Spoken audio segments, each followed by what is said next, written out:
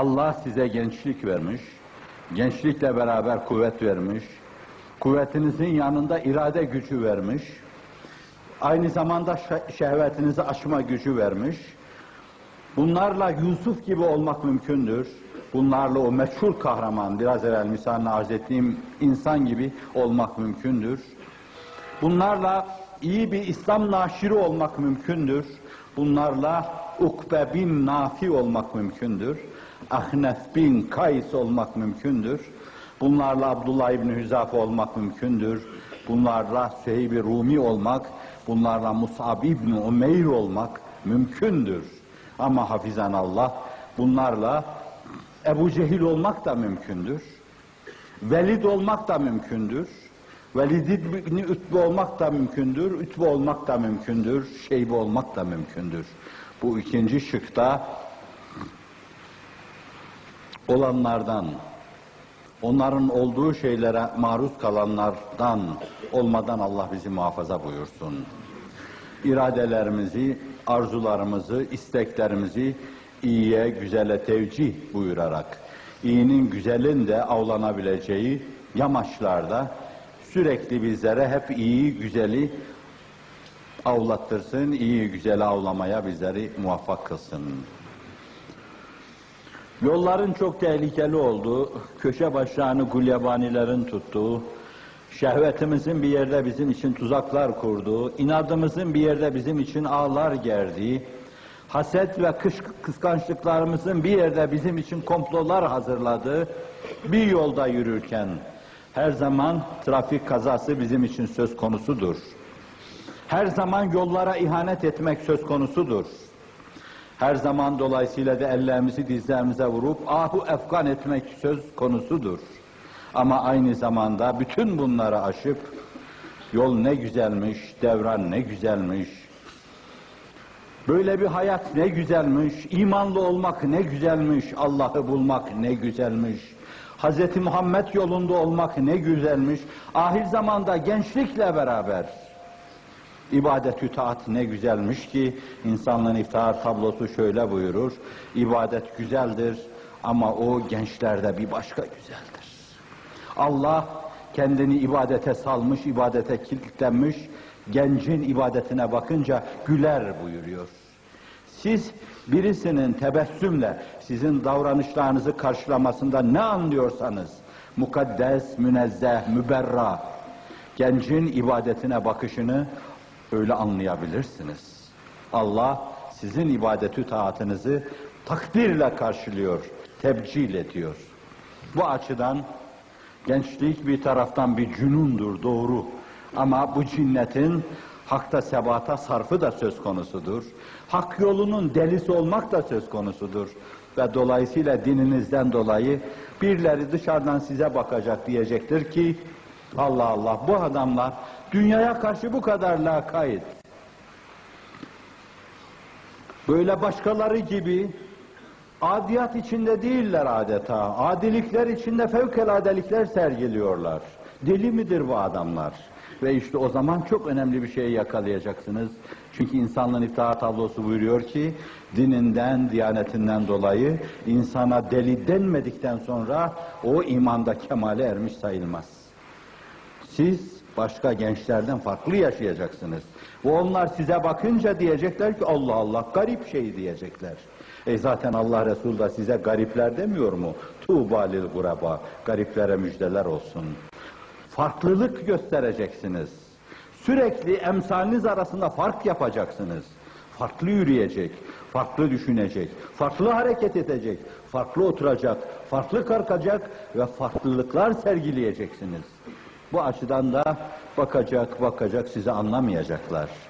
Ve işte bir noktada böyle anlaşılmazlığa ulaşınca Allah'ın indinde değerler üstü bir anlaşmaya ulaşacaksınız. Allah diyecek ki siz onları anlamazsınız ama ben anlıyorum onları. Böyle bir takdirle, böyle bir tebcille serfiraz olmanızı Allah'tan dilerim. Rabbim sizi ve bizi göz açıp kapayıncaya kadar nefsimizle baş başa bırakmasın. Ayetiyle, sünnetiyle bizi uyarsın. Hayallerinizdeki genç adamı anlatır mısınız? Allah Allah, ben bakmadan anlatmıştım. Hayallerindeki genç adam budur benim. İnanın, hiç bakmadım ben kağıda.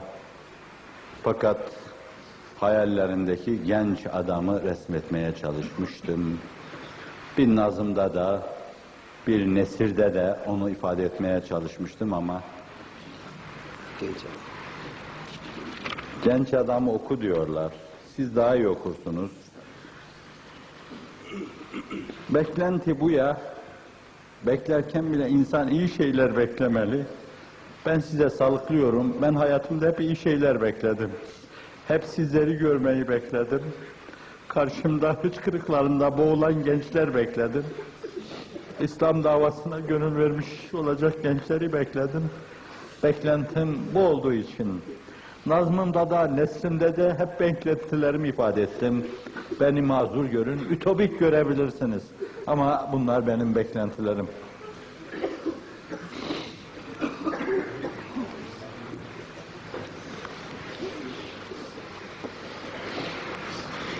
Genç adam, düşün bir yığın dert ki asırlık, hem kaç asırlık, sarmış cemiyeti onulmaz pek çok hastalık. Milletin her yanı ayrı bir illetle malul, beyinler sarsık, kalpler baygın, davası meçhul. Bunun içimin inilti dolduğu, dolup taştığı bir döneme ait olduğunu hatırlatmak isterim bilhassa. Yani sizin yokluğunuzda inkisarla kalkarken, doğrulurken, hicranla iki büklüm olurken yazılmış bir manzum olduğunu hatırlatmak isterim. Dönmez davacısı ol. Sensin asırlardan beri beklenen kahraman. Gel ki artık dizlerimde kalmadı derman.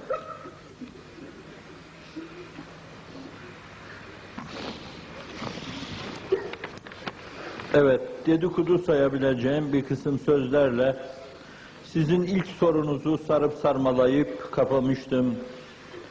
Genç adam sana göre vasıfları ne olmalı? Nasıl bir genç adam beklentiniz var? Genç adam derken ne anlıyorsunuz? Onu sadece senelerle değerlendireceğimiz, yaşlarla yorumlayacağımız genç adam şeklinde anlamak yanlıştır. Ruhen ihtiyarlamama manasında genç adamı kastediyoruz. Bazen 50 der, 60 der, 70 der. İçinizde bulunan bazı arkadaşlarımız gibi İstanbul önlerine kadar atın üstünde ancak bağlanarak yürüyen Ebu Eyyub Ensari gibi Kıbrıs adasına çıkacağım diye 80 yaşında at üstünde duramadığı için iplerle bağlayıp ordusuyla beraber yürüyen Ebu Talha gibi yaşını aşmış, yaşına rağmen nice genç adamlar vardır. Gençlik ruhen ihtiyarlamama demektir. Gençlik Allah'ın verdiği bütün dinamikleri, Allah'ın yüce dinini ila istikametinde kullanan demektir. Ben bu bezme evet diyen her arkadaşı hangi yaşta hangi başta olursa olsun o genç adam kategorisi içinde müteala ediyorum.